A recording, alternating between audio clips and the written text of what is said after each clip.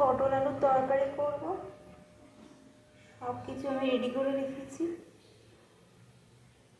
এটা গোবিন্দভোগের চাল, আমি কিছুটা ভিজিয়ে রেখেছি।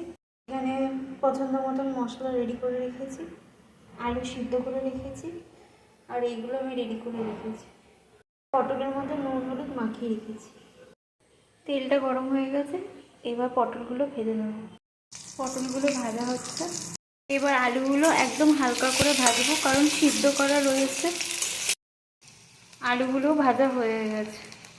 এখন আমি জিরে, শুকনো লঙ্কা আর তেজপাতা আর আদা দিয়ে একটু নাড়াচাড়া করব।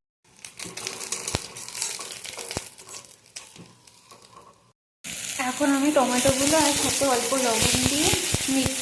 এখন আমি মশলাটা দিয়ে দিলাম। দুটো চেরা কাঁচা লঙ্কা দিয়ে দিলাম।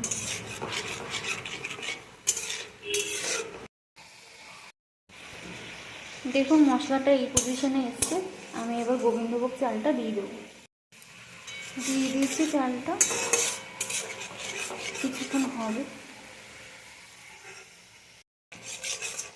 দেখুন এই সময় আমি পটল আর আলুগুলো দিয়ে দেবো।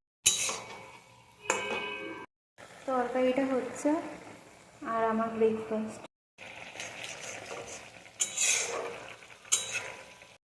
আমার তরকারিটা হয়েই গেছে, আমি মাখা মাখা করেই নামালাম। এরকমই আমি পছন্দ করি। ওপর দিয়ে আমি ধনেপাতা দিয়ে দিলাম। একটু পরে সার্ভ করবো রেস্টে রেখে। দেখুন আমি সার্ভ করেছি।